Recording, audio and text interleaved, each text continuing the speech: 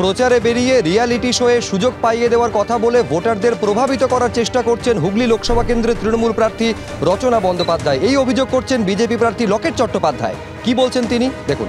দিদি নাম্বার 1 এর অডিশন চলছে এবং এখানে আমার কাছে কিছু ভিডিও এসছে ভোটারদেরকে তৃণমূলের জন্য ভোট চেয়ে দিদি নাম্বার 1 এর সুযোগ করে দেওয়ার ব্যবস্থার কথা বলা হচ্ছে। আপনারা ভেবে দেখুন, মানে তৃণমূল কতটা ফেক। নির্বাচন কমিশন কেন এটা দেখছে না? এইভাবে মানুষকে শুটিং দেখিয়ে, শুটিংয়ের লোভ দেখিয়ে মানুষের কাছ থেকে ভোট চাওয়া হচ্ছে। এই অভিযোগ সরাসরি খারিজ করে দিয়েছেন রচনা বন্দ্যোপাধ্যায়। তিনি বলছেন, প্রচারে সারাদিন হুগলিতে ব্যস্ত থাকছি, কলকাতায় যেতে পারছি না, ফলে শুটিং এখানেই করছি, তৃণমূলের সঙ্গে এর কোনো যোগ নেই। সব মিথ্যে কথা, সব মিথ্যে প্রোপাগান্ডা করছে, এসব কিচ্ছু নয়।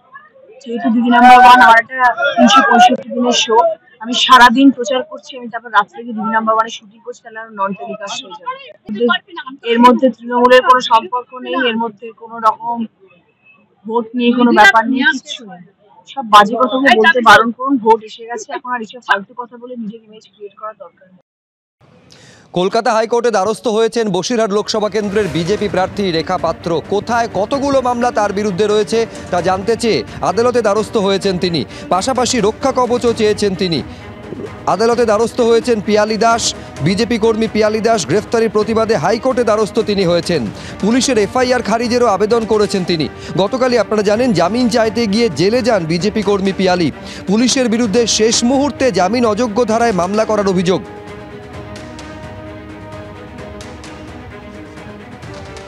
এই ভারতীয় জনতা পার্টিকে বদনাম করার জন্য আজকে প্রত্যেকটা জায়গায় মা বোন থেকে নিয়ে এরকম মিথ্যে একটা নোংরা ভিডিও ওনারা সংগ্রহ করছেন, বানাচ্ছেন, এডিট করে বানাচ্ছেন, বাড়িয়ে এটা ভাইরাল করে দিচ্ছেন, দিয়ে আজকের মা বোনেদের সম্মানের সাথে এই ভারতীয় জনতা পার্টিকে অসম্মান করছে। যে অত্যাচার হচ্ছে, আমাদের রাজ্যের পুলিশের উপর ভরসা নেই, আমরা রাজ্যের পুলিশের উপর ভরসা করি না।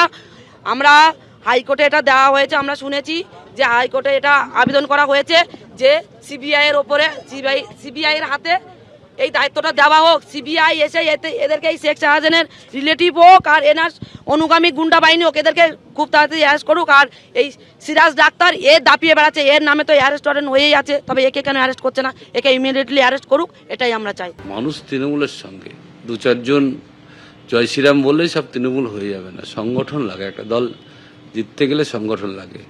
হাটগাছি অঞ্চলে গতদিন যে মিটিং হলো রাজবাড়িতে, প্রায় 4 থেকে 5 হাজার মানুষের মিছিল হয়েছে ওই 10 নম্বর দক্ষিণ কানমারিতে।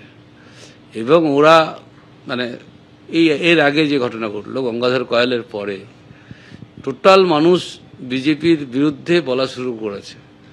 তাই কিছু মানুষ আতঙ্কের পরিবেশ তৈরি করে এরা বলতে চাইছে যে আমরা আতঙ্কিত, ভয় পাচ্ছি, যাতে সেন্ট্রাল ফোর্সকে অ্যাক্টিভ করে ওদের হয়ে কাজ করানো যায়। কিন্তু নিরপেক্ষ সেনাবাহিনীর কাজ তারা করবেন। নির্বাচন কমিশন আশা করছি তারাও নিরপেক্ষ কাজ করবেন এবং আগামী দিনে বিজেপি সন্দেশখালী থেকে নিশ্চিহ্ন হয়ে যাবে।